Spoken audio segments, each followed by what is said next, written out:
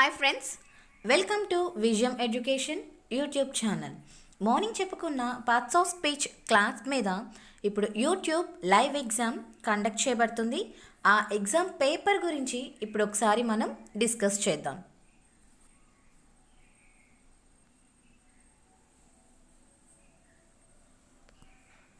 ఇక్కడ ఒక నోట్ ఇచ్చారండి. Choose the correct answers to the following questions. Choose the correct answer to the following questions. Question number 1. I was not trained enough for the game. I was not trained enough for the game. ఇక్కడ ఇచ్చిన సెంటెన్స్లో enough అనే వర్డ్ని underline చేయడం జరిగింది. ఆ word A kind of parts of speech మనం ఇక్కడ identify చేయాలి. మనకి ఇక్కడ 4 ఆప్షన్స్ ఇవ్వడం జరిగిందండి. Adjective, adverb, conjunction and verb. మనకి ఇచ్చిన 4 ఆప్షన్స్లో రైట్ ఆన్సర్ చూసినట్లయితే option B adverb is the right answer. ఇక్కడ ఎనఫ్ అనేది sufficient or much as required అని అక్కడ చెప్పబడుతుంది. అట్ ద సేమ్ టైం వర్బ్ని మోడిఫై చేస్తుంది కాబట్టి it's an adverb. Question number 2. Both Sunil and his brother have got bikes. Both Sunil and his brother have got bikes. ఇక్కడ and అనే వర్డ్ని అండర్లైన్ చేయడం జరిగింది. అది ఏ kind of parts of speech మనం ఐడెంటిఫై చేయాలి. మనకి ఇక్కడ 4 ఆప్షన్స్ ఇవ్వడం జరిగిందండి. Noun, pronoun, conjunction and preposition. మనకి ఇచ్చిన 4 ఆప్షన్స్లో రైట్ ఆన్సర్ చూసినట్లయితే conjunction is the right answer. And అనేది కంజంక్షన్ అవుతుంది. అలాగే అండ్ అనేది కోఆర్డినేటింగ్ కంజంక్షన్ కూడా అవుతుందండి.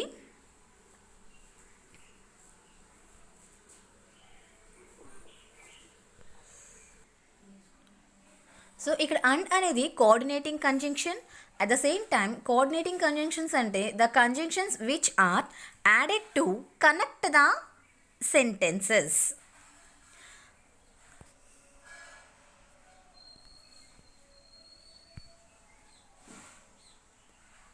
Question number 3. Nish jumped into the water with a big splash. Nish jumped into the water with a big splash. ఇక్కడ into అనే వర్డ్ని underline చేయడం జరిగిందండి. అది ఏ kind of parts of speech ఇక్కడ మనం ఐడెంటిఫై చేయాలి. మనకి ఇక్కడ 4 ఆప్షన్స్ ఇవ్వడం జరిగింది. Conjunction, interjection, pronoun and preposition. మనకి ఇచ్చిన 4 ఆప్షన్స్లో రైట్ ఆన్సర్ చూసినట్లయితే ఇక్కడ ఇంటూ అనేది 4th option is the right answer. Preposition. Into అంటే moving into a point. Moving into a point with an enclosed or spacer volume. అంటే లోపలి కంట అన్న మీనింగ్ వచ్చినప్పుడు ఇంటూ అని వాడతారు. Question number 4. Someone picked my purse. Someone picked my purse. ఇక్కడ someone అనే వర్డ్ని అండర్లైన్ చేయడం జరిగింది సెంటెన్స్లో. అది ఏ kind of parts of speech identify చేయాలి. ఇక్కడ మనకి 4 ఆప్షన్స్ ఇవ్వడం జరిగిందండి. Noun, pronoun, adjective and adverb. మనకి ఇచ్చిన 4 ఆప్షన్స్లో రైట్ ఆన్సర్ చూసినట్లయితే సమ్వన్ అనేది ఇక్కడ ప్రొనౌన్ అవుతుంది. అలాగే ప్రొనౌన్స్లో సమ్వన్ అనేది ఇండెఫినిట్ ప్రొనౌన్. ఆల్రెడీ మనకి డిస్కస్ చేసుకున్న ప్రీవియస్ క్లాస్లో kinds of pronouns, kinds of nouns వాటి గురించి. ఇది కంప్లీట్గా చూసినట్లయితే పార్ట్స్ ఆఫ్ స్పీచ్ 8 కైండ్స్లో చూసినట్లయితే సమ్వన్ అనేది ఇక్కడ ప్రొనౌన్ అవుతుంది. కానీ సపరేట్గా ప్రొనౌన్లో మళ్ళీ డెప్త్కి వెళ్తే ఇది ఇండెఫినిట్ ప్రొనౌన్ అవుతుంది కైండ్స్ అని అడిగితే కనుక. కానీ ఇక్కడ మనకి just only what kind of parts of speech అన్నారు కాబట్టి it's just pronoun. And next indefinite pronoun అంటే it does not refer to any person in particularly. అంటే ఖచ్చితంగా అని చెప్పదు ఇక్కడ. It does not refer to any person in particularly. Question number 5. We got our independence in 1947.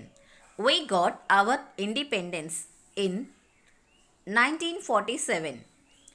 ఇక్కడ independence అనే వర్డ్ని underline చేయడం జరిగిందండి.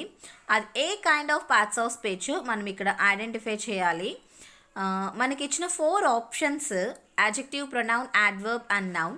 మనకి ఇచ్చిన 4 ఆప్షన్స్లో రైట్ ఆన్సర్ చూసినట్లయితే noun is the right answer. Independence అనేది noun. Question number 6. Hooray! I have passed the examination. Hooray! I have passed the examination.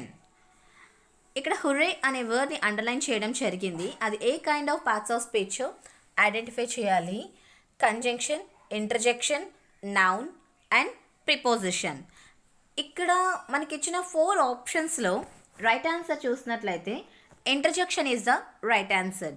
ఎందుకంటే ఇక్కడ హుర్రే అనేది ఎమోషన్ ఆఫ్ జాయ్ అంటే హ్యాపీనెస్, హ్యాపీ అని మీనింగ్ ఇస్తుంది. సో ఎక్కువగా ఆనందంగా ఉన్నప్పుడు ఎమోషన్ ఆఫ్ జాయ్ ఆర్ సర్ప్రైజ్గా ఉన్నప్పుడు మనం హుర్రే అనే ఇంటర్జెక్షన్ అండ్ ఈ ఎమోషన్ అండ్ ఈ ఎక్స్ప్రెషన్ని యూస్ చేయడం జరుగుతుంది. అలాగే మోస్ట్ ఆఫ్ ద ఎక్స్క్లమేట్ ఇటువంటి ఇంటర్జెక్షన్స్కి ఇక్కడ ఈ సింబల్ ఇవ్వడం జరుగుతుందండి. హుర్రే తర్వాత పక్కన ఉన్న symbol. Question number 7. We saw a fleet of ships in the harbor. We saw a fleet of ships in the harbor. ఇక్కడ ఫ్లీట్ అనే వర్డ్ అండర్లైన్ చేయడం జరిగింది. అది ఏ kind of parts of speech మనం ఐడెంటిఫై చేయాలి. Pronoun, noun, adjective and adverb. మనకి ఇచ్చిన 4 ఆప్షన్స్లో రైట్ ఆన్సర్ చూసినట్లయితే noun is the right answer. ఎందుకంటే ఫ్లీట్ అనేది ఇక్కడ కలెక్టివ్ నౌన్ అవుతుంది. మనకి కైండ్స్ ఆఫ్ నౌన్స్కి వెళ్ళినప్పుడు కలెక్టివ్ నౌన్ అవుతుంది. కానీ ఇక్కడ మనకి ఐడెంటిఫై ద 8 కైండ్స్లో parts of speech find out చేయమన్నప్పుడు generally we can find first of all noun. Kinds అని అడిగినప్పుడు మనం కలెక్టివ్ నౌన్ కని చెప్తాము. ఇక్కడ ఫ్లీట్ అనేది noun.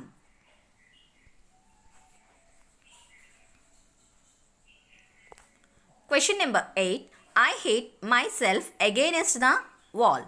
I hit myself against the wall. ఇక్కడ ఇచ్చిన సెంటెన్స్లో మై సెల్ఫ్ అనే వర్డ్ అండర్లైన్ చేయడం జరిగింది. అది ఏ kind of parts of speech మనం ఐడెంటిఫై చేయాలి. మనకి ఇక్కడ 4 ఆప్షన్స్ ఇవ్వడం జరిగిందండి. మనకి ఇచ్చిన 4 ఆప్షన్స్లో రైట్ ఆన్సర్ చూసినట్లయితే my self is the pronoun. Option 3 pronoun is the right answer. అలాగే మనం కైండ్స్ ఆఫ్ ప్రొనౌన్స్కి వెళ్ళినప్పుడు ఇక్కడ మై సెల్ఫ్ అనేది రిఫ్లెక్సివ్ ప్రొనౌన్ అవుతుంది.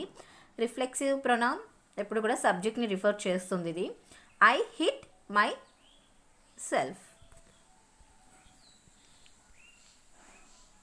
Question number 9. This is my pen. This is my pen. Question number 9. This is my pen. This is my pen. ఇక్కడ my అనే వర్డ్ని underline చేయడం జరిగింది. అది ఏ kind of parts of speech ఇక్కడ మనం ఐడెంటిఫై చేయాలండి.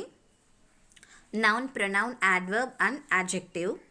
మనకి ఇచ్చిన 4 ఆప్షన్స్లో రైట్ ఆన్సర్ చూసినట్లయితే ఇక్కడ మై అనేది యాడ్జెక్టివ్ అవుతుంది.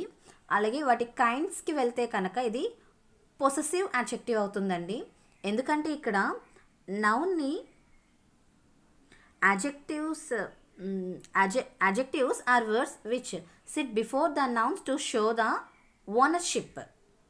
సో ఇక్కడ నౌన్ బిఫోర్ ఉంది కాబట్టి ఎట్ ద సేమ్ టైం ఎప్పుడూ కూడా ప్రొనౌన్ తర్వాత నౌన్ అనేది ఇక్కడ వస్తే ఇది యాడ్జెక్టివ్ అవుతుంది. పొసెసివ్ యాడ్జెక్టివ్స్ అవుతాయి. అందుకని ఇక్కడ యాడ్జెక్టివ్ అవుతుందండి. Question number 10. They fat bravely. They fat bravely. ఇక్కడ బ్రేవ్లీ అనే వర్డ్ని అండర్లైన్ చేయడం జరిగింది. అది ఏ కైండ్ ఆఫ్ యాడ్వర్బ్ ఇక్కడ మనం ఐడెంటిఫై చేయాలి. ఇక్కడ మనకి 4 ఆప్షన్స్ ఇవ్వడం జరిగింది. యాడ్జెక్టివ్, యాడ్వర్బ్, నౌన్, ప్రొనౌన్ అని మనకి ఇచ్చిన ఇక్కడ 4 ఆప్షన్స్లో రైట్ ఆన్సర్ చూసినట్లయితే బ్రేవ్లీ అనేది యాడ్వర్బ్ అవుతుంది. They fat bravely. బ్రేవ్లీ అనేది యాడ్వర్బ్ అవుతుంది. యాడ్వర్బ్ ఇక్కడ కైండ్స్కి వెళ్తే కనుక యాడ్వర్బ్ అనేది ఇక్కడ యాడ్వర్బ్ ఆఫ్ మేనర్ అవుతుంది.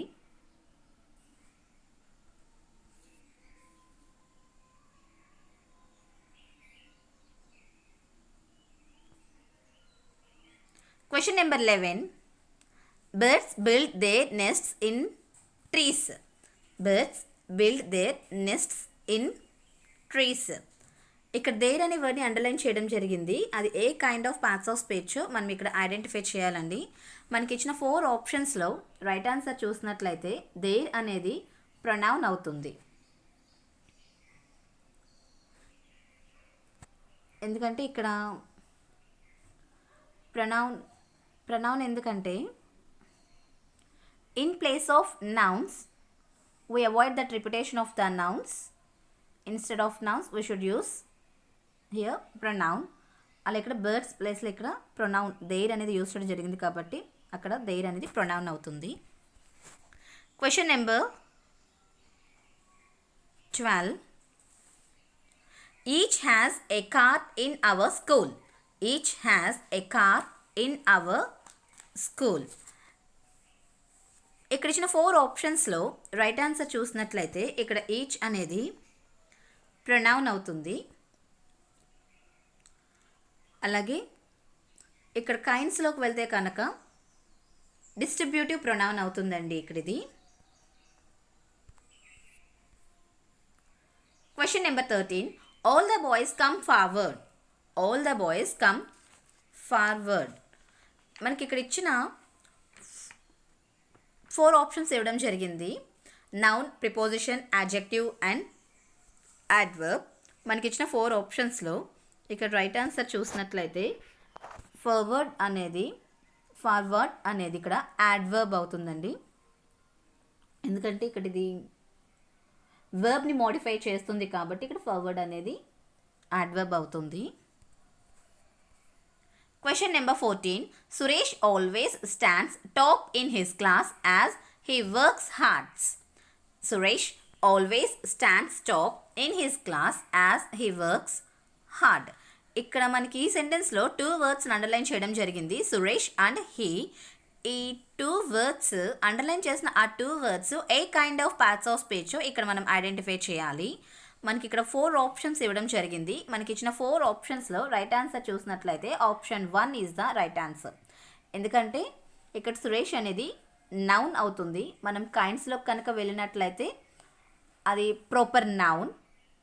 అలాగే నెక్స్ట్ అండర్లైన్ చేసిన వర్డ్ హీ అనేది ఇక్కడ ప్రొనౌన్ అవుతుందండి. కైండ్స్లోకి వెళ్తే మనం హీ అనేది పర్సనల్ ప్రొనౌన్స్లోకి వెళ్తుంది. అలాగే ఇక్కడ ఈ టూ వర్డ్స్ కూడా as per parts of speech, noun and pronoun is the right answer. Question number 15. I haven't met Lakshmi since 2009. I haven't met Lakshmi since 2009. ఇక్కడ మనకి 4 ఆప్షన్స్ ఇవ్వడం జరిగిందండి. అలాగే సెంటెన్స్లో సిన్స్ అనే వర్డ్ని అండర్లైన్ చేయడం జరిగింది. సిన్స్ అనే word A kind of parts of speech మనం ఇక్కడ ఐడెంటిఫై చేయాలి. మనకి ఇచ్చిన 4 ఆప్షన్స్లో రైట్ ఆన్సర్ చూసినట్లయితే సిన్స్ అనేది ప్రిపోజిషన్ అవుతుందండి. అలాగే ఇక్కడ సిన్స్ ఎప్పుడు యూజ్ చేస్తామంటే జనరల్గా is used before the point of time. Since అనేది మనం పాయింట్ ఆఫ్ టైంలో యూజ్ చేస్తాము. అంటే అక్కడ సర్టన్గా నెంబర్ అనేది ఇవ్వటం జరుగుతుంది. ఓకే ఫ్రెండ్స్, ఈరోజు మనం చెప్పుకున్న 1 to 15 బిట్స్ మీ అందరికీ అర్థమైంది అనుకుంటున్నామండి. అలాగే అందరూ కూడా సెల్ఫ్ చెక్ చేసుకోండి. Thank you.